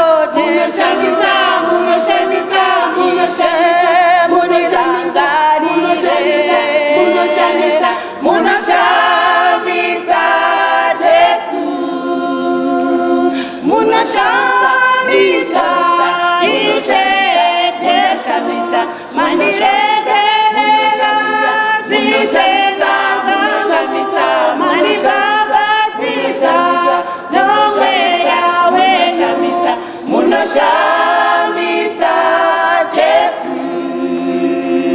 munoshamisa ishe Jesu manirezelera zvishamisa manibabatisha nomweya weshamisa munoshamisa Jesu munoshamisa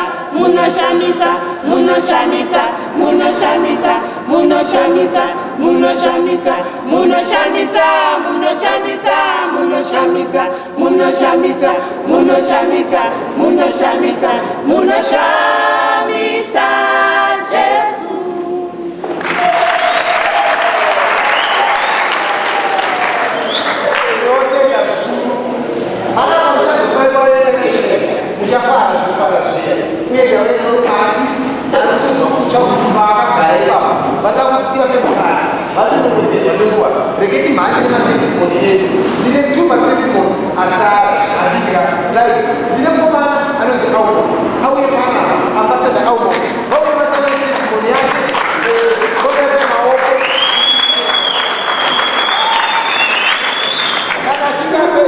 vasikana vachazviva zvakare votaura matestimoni avo zvotukira zvakanaka zita raJesu. Amen. Omberera Jesu maoko.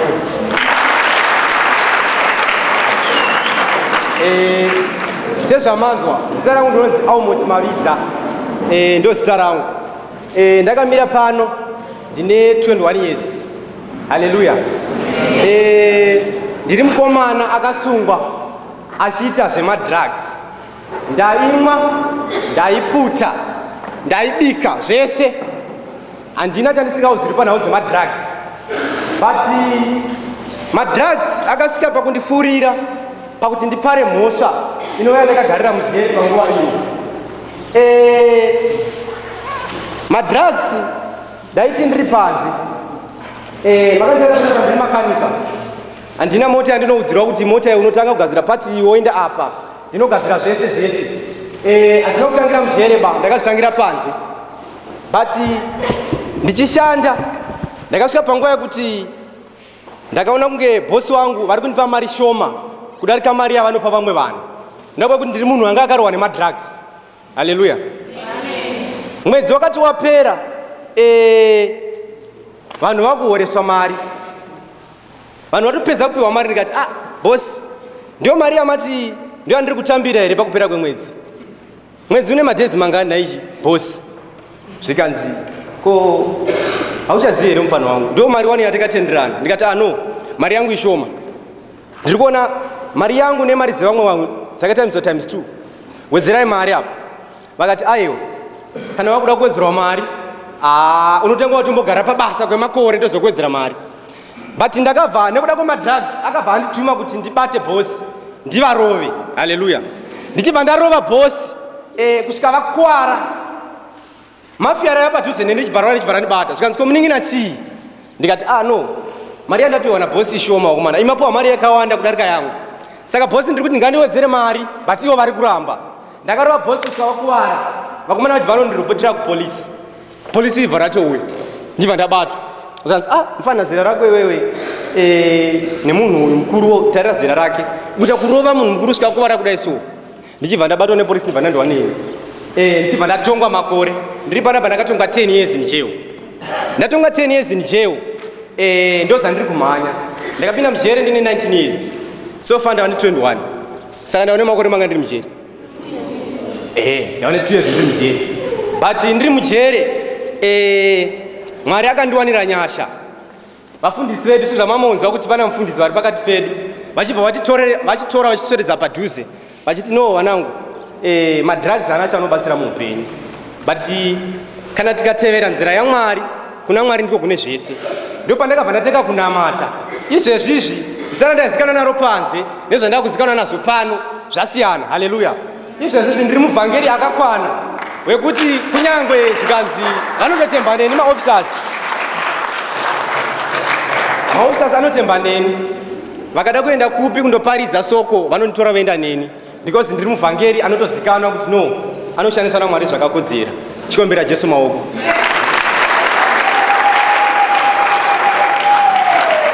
Aiwa, tinotenda maita henyu muvhangeri nemashoko akanaka. Chokwadi aumoti anovhangera akatanga kuparidza asi ndinozongomuti kunde hangu mbijani nekuti isusu taamabhisho. Right, tinotenda regatende kuna Sister Betty vauye vatitaurire kuti zvakamira sei pamusoro pezvinodhaka. Kana uripo chingoti yakayaka maoko mudenga ikayakayaka. Thank you very much. Sister Betty, over to you. Thank you. Makadi vanoremekedzwa, makadi vakuru vedu, makadi vana. Inini sekunzwa kwamataurirwa ndinonzi Betty, ndiri amai venyu, ndine 51 years. Ndauya panapa kuti ndigokudzidzisai nezvemadrugs. Briefly, ndozokupaiwo testimony ichazokudzidzisaiwo yega pamusoro pekuipa kwemadrugs. And then ndichazopfeka shangu dzevabereki ndokukona kuna vaberekero. Right. Madrugs aya tiri kutaura nezvawaya. Chii chatinoti madrugs? Ndaona mine mabhopoint nemapepa saka ndakamboitawo ticha. Saka tingodzokiserana kuti tiri kuzivai zvatitaura nezvavo.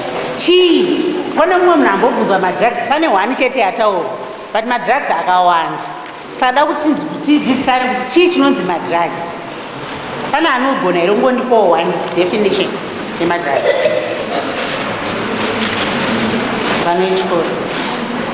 Drugs are illegal or prescribed medicines that harm or cure you. That's a good one.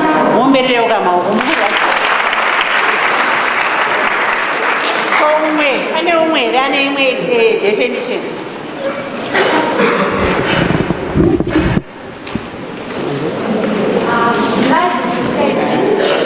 And doctors decide after you become abused,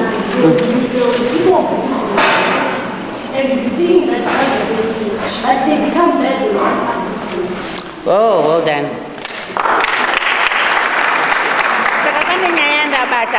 The first person ataura kuti they are illegal. Anditi mapabata. Hands they are illegal. That's why muri kuona vamwe vedu tiri mujeri. Hands they are illegal substances. Kechipiri, hands pataurwa nyaya yekuti they are subscribed. Meaning kuti pane mashandisirwo anofanirwa kunge achiitwa mamwe madrugs aya. Asi vanhu vanozotora maoverdose. Ndo yozonzi abuse manje. Anditi. Ini definition yandinayo ndeyekuti it's a substance that is used to cure an ailment or a condition, but it has to be prescribed and has to be used in a method, in a quantity, yepa prescription yacho. And then kana ya abuse inenge yakunzi takushandisa zvakadarikidza pamwero unenge wakanyorwa kuti unenge wakatarwa, kana takushandisa for the wrong reasons. Umwe anenge akushandisa kuti ararise kana kuti akotsire akanganwe nhamo. Saka ndo inenge ya abuse yemadrugs. Ma-common drugs ari muno muZimbabwe kune mbanje odhaka, vamwe vanoiti cannabis, and then kune cocaine, heroin. Munoaziva here andiri kutaura? Kozoita yanetsa yambotaurwa kunzi guka, mutoriro, crystal meth. Ndo iri kunyanya because ndofunga ndo inoafodeka kune vazhinji. Ndo madrugs anorangwa muno. Kozoitawo mamwe madrugs fange nguva yechando inei kune mishonga yechikosoro yakaitwa ngeSophilex, Stalix. Mishonga iyoyo inogona kuabuswa futi neinonzi bronchoped. Vanhu vanenge vangoiti bronco. I don't know why tine kaculture kekuti tinoda kungoti zvinhu zvacho zvitonge zvinongonakidza kutaura, but zviri zvinhu zvakaipa. Bronco iyi hanzi inofanirwa kutomwiwa vanhu vasingamedzi, but zvinotota vasingagumisi mazino, zvichireva kuti zvinenge zvine kakushata mairi. Saka hatifanirwa kunge tichitora madrugs aya because anotikanganisa. Okay. Saka madrugs aya chinoita kuti asazoramba achitikanganisa ndechekuti tinofanirwa kurega kuramba tichimatora kuti tisakanganisike mupfungwa, nekuti zvinozoitika ndezvekuti maeffects awo anozoita kuti tirarame upenyu hwakashata. Saka ndinoda kungokupaiwo testimony yangu. Inini hangu handina kushandisa madrugs, asi nezera rangu ndofunga mazuva ndati ndine 51 years ndine mwana akapinda mumadrugs anga akangoitawo semi. Saka ndoda kuti munyasoteereresa muzwe kushata kwakaita madrugs. Mwana uyu akapedza O level yake akabuda ne18 ma-A ne6 ma-B. Aitogona zvisina madrugs mukati zvakanaka sezvamuri kuita izvi. Abva aita A level yake abva abuda ne15 points. Pa15 points idzi yanga iri Cambridge, yanga ari ma-A+, 97% mathematics, 99% physics, 98% chemistry. And then Zimsek akabva anyora futi the same subjects akabuda ne20 points because handi munoziva kuti Zimsek inenge ine an extra subject. Akatobudawo newspaper, abva atopiwawo prize money kuchikoro yekugona. Asi abva wanawo futi full scholarship yekuenda kuAmerica kunoita degree program yaifanira kuita 7 years yeprogram inonzi aeronautical engineering yekuti aifanira kuzoita pilot. Muri kuzviteerera? Saka chakaitika ndechekuti akamirira kuenda kuchikoro akabva atanga kutora madrugs. Atanga kutora madrugs aya zvishoma nezvishoma, akatanga kuluza focus, kutadza kunyatsa kufunga zvakanaka. Abva atanga kusaenda kumba akutotedzana nemabhesi emadrugs. Mwana uyu mwana musikana atanga kutedzana nemabhesi emadrugs achauye kumba, abva aita pamuwiri. Ari kumabhesi ikoko aita pamuwiri, abva aramba achimbogara mustreet, obva azodzoka kumba ane mwana. Nyaya ndoda kubudisa ndeyekuti madrugs aya chakanyanya kuipira ndechekuti they are addictive, anonetsa kuregedza. Akafunga kuti mwana uyu ane mwana achagara mumba omboita zvakanaka odzokera kuchikoro. Asi nenyaya yandataura kuipa kwemadrugs akadzokera futi mustreet, abva atanga futi kushandisa madrugs, abva asiya mwana kumba. Akanoita futi nhumbi yechitu. Kutaura kwandiri kuita isina inosekesi, ndoda kuti munyasopabata. Kutaura kwandiri kuita mwana uyu amurehab, haisi story yemubhuku. I'm giving you a testimony of my own daughter. Akangoitawo ngemi. Saka ndoda kuti muwese kubatisisa muone kuipa kwakaita madrugs. Haisi nyaya yekuti munenge muchingonzwawo, inyaya dziri kutoitika dziri real, haasi mafairy tales, dziri real. Musashandise madrugs. The moment yaunongotanga kubata drug rinonetsa kuti uzorisiye, nekuti zvikutadza kuti mwana uyu akabva atozotadza kutonetseka kuzosiya drug. That's why takazotozwa kuti aende kurehab. Saka zvikureva chiapo future yemwana yapasisina. Handi maona ma-flying colors akanga akabuda nawo yotoshaya basa. Apa muri kuona kuti munhu ari kunyanya kuafektika ndiani? Is the parent. Ndosaka ndati ndinoda kuzosvika kukono. Saka madrugs haafekti mimi chete munenge muchiashandisa, anoafekta isusu vabereki. Nekuti kumubereki akutoona kuti future yemwana hapasisina. Mubereki akutoona sokuti akatopedza nguva nemari yese yakashanda kuti akuendese kuchikoro. Saka zvakanaka here kushandisa madrugs? Zvine future here zvekushandisa madrugs? Saka ndoda kuti mungodzidzawo netestimony yandangokupai kushata kwakaita madrugs. Say no to drugs. Tinotenda zvikuru. Nguva dzedu dziri kumhanyidzana nesu, dzakurwisana nesu. Nyaya dzakadai kana dzakutaurwa zvinodziya, chiringaziva chedu chechokwadi chinobva charwisana nesu. Regai timhanyisane nenguva yedu. Ndinoda kushedza Sister Tandi vauye panapa vangotitaurira zvakare ndo musikana wekupedzisira kufemale yekwedu kuti vatitsanangurire pamusoro pezvinodhaka kuti zvakashatirei uye chii chavadzidzawo mukati matorongo mavari kugara. Ambassador Tandi, over to you. Tiwamberere maoko. Yakayaka.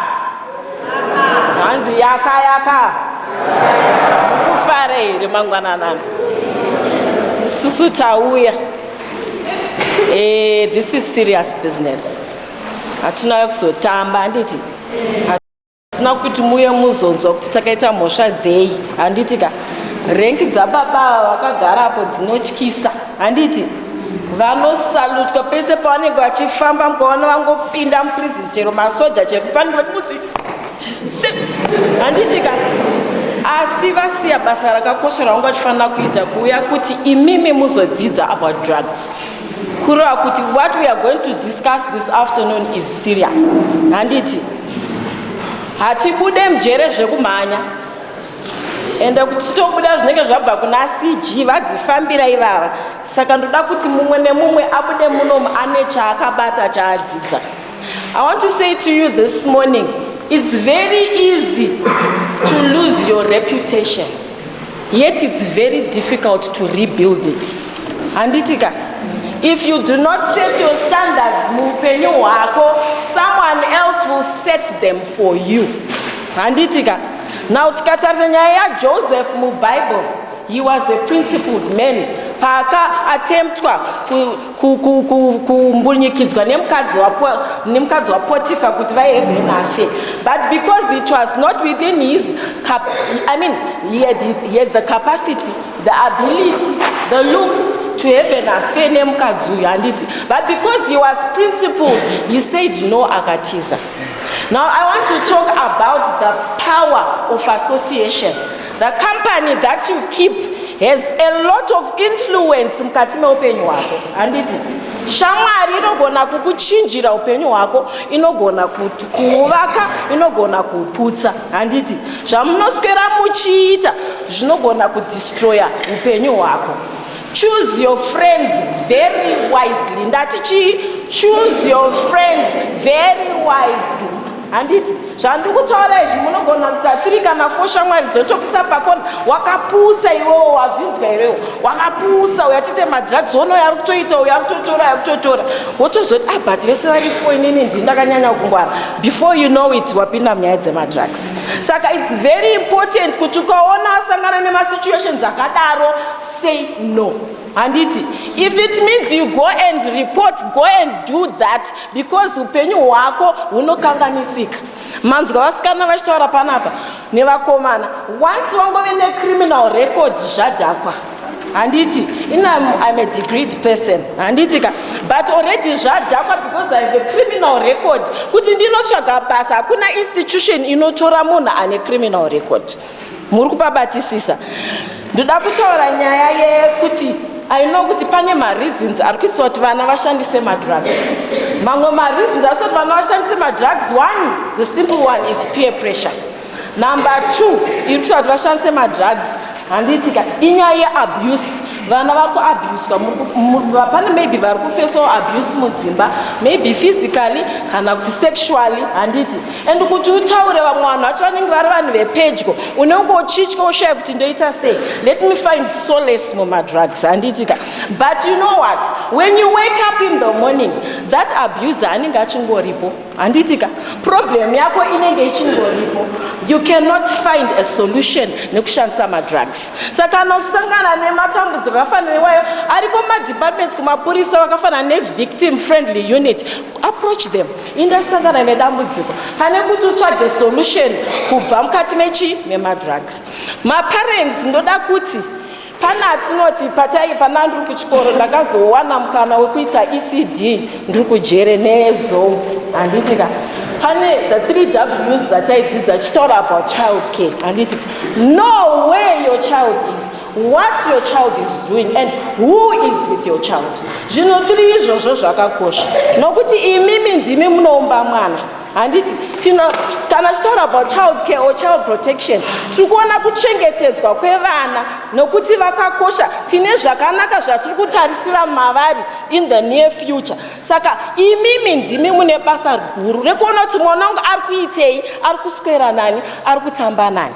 Pane vana musikana ataura anesu vana vari kuuya kujere vanonyangadza anoswera achiita pace up and down. I love demonstrating and I will do it. Anditika aninga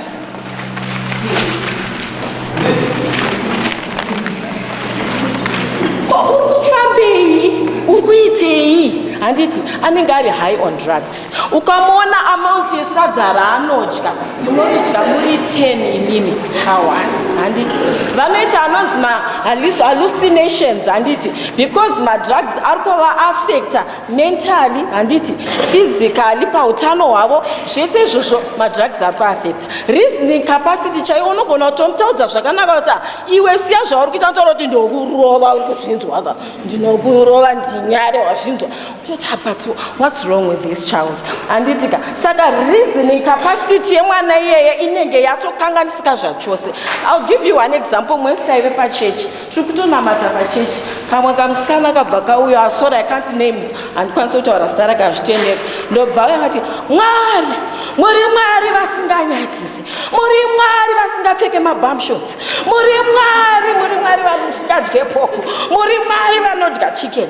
And munhu wese avhura maziso kunamata samukunoti iye anenge asingakuonei anenge achitoona zvimwe zvinhu handiti zvafanana nemukomana ataura kuti munhu anoenda agonoba TV yamuri kuona because imimi mese haasi kuita sei haasi kukuonai. Saka tiri kuti madrugs anodestroya upenyu hwako utano hwako handiti hauchakwanisi nyange kuroorwa handiti wakutodevelopa futi mamedical challenges mahealth challenges mukati mesystem yako because vamwe vari kuti kana vave hai vachisandisa madrugs akaita seheroin kana kuti cocaine vakatora syringe vakatora ropa handiti inenge ichirimo inogara musystem for a long time vobva vatora ropa riya unosvika ozvibaya handiti bhozi kuti atrai kuita hai nokuti anenge achobo muropa imomo mazanotoziva kuti munowanikwa zvirwere zvakawanda handitika ndomuchinobatira zvirwere zvakaita sei zvakawanda. Saka tiri kuti vana vangu hatina kuuya kuzotamba tauya kuzokuudzai kuti take this seriously. Kana mazvona zviri kuitika you have teachers here speak to them handitika mutoro dzedu denda irika ratikonzeresa tibatsirewo. Let's work together as a team and in harmony to try and curb the usage yemadrugs. Mwari akomborerei akuitirei zvakanaka. Tinotenda Mwari zvikuru nekubatsira kwatiri kuita.